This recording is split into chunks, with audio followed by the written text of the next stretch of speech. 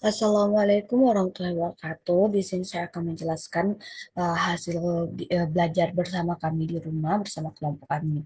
Nah, pertama-tama kami melakukan diskusi kelompok yang dilakukan melalui Zoom meeting. Nah, di sini kami pertama-tama mencarikan jurnal dulu.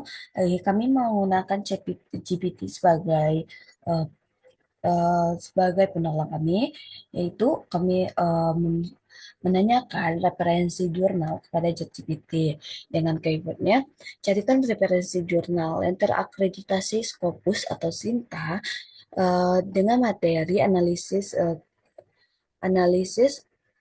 generik RNA dan DNA, komposisi DNA dan RNA, struktur DNA, RNA, pengemasan RNA, dan DNA ekstra kromosom.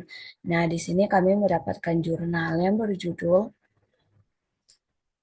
Nah, DNA sirkular ekstra kromosomal, status terkini dan prospek kerja masa depan.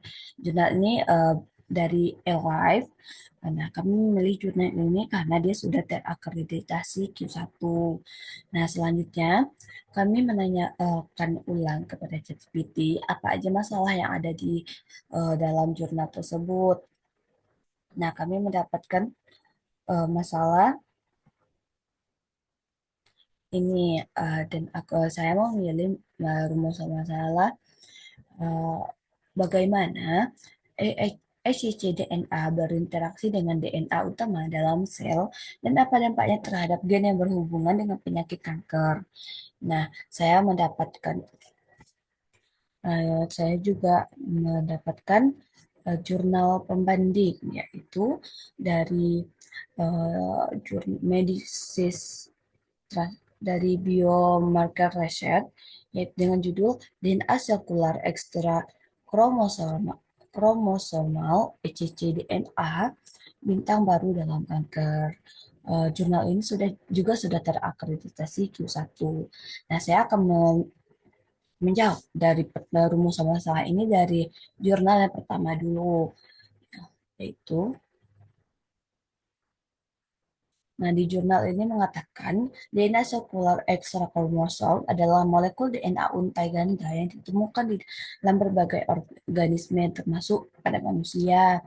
Nah, pada halaman berikutnya dikatakan sejumlah penelitian telah menunjukkan bahwa cccDNA sangat berkaitan dengan oncogenesis atau perkembangan dan progresi tumor dan dapat berfungsi sebagai biomarker yang menjanjikan dalam diagnosis dan prognosis penyakit-penyakit ini. Banyak penelitian telah berfokus pada tumor eh, intrakranial, khususnya glioblastoma atau GBM.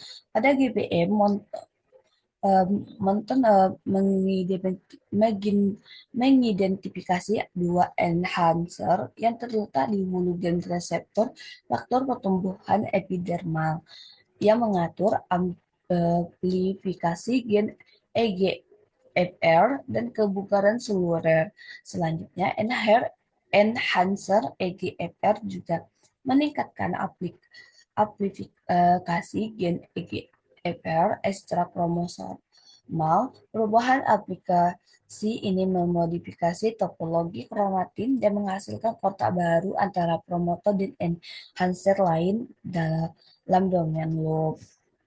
Nah, pada jurnal yang kedua membahas hal yang terkait di jurnal yang kedua ini dia mengatakan DNA sirkular ekstra kromosom atau cccDNA didefinisikan sebagai jenis DNA sirkular yang tersebar di luas alam dan tidak bergantung pada kromosom. cccDNA telah menarik perhatian para peneliti karena distribusinya yang luas dan acak, bionesis yang kompleks, dan fungsi-fungsi yang relevan dengan tumor. cccDNA dapat membawa informasi gen yang lengkap, terutama gen-gen penggerak enkogenik yang sering dibawa dalam tumor dengan jumlah salinan yang meningkat dan aktivitas transkripsi yang tinggi. Ekspresi onkogen yang berlebihan oleh cccDNA menyebabkan perkembangan pertumbuhan tumor ganas. Meskipun demikian, mekanisme pembentukan dan fungsi cccDNA tepat dalam perkembangan penyakit belum jelas. Namun, terdapat sejumlah bukti menunjukkan bahwa cccDNA dapat dihasilkan dari berbagai jalur, termasuk jalur perbaikan kerusakan DNA. Mekanisme break fusion break BFB dihasil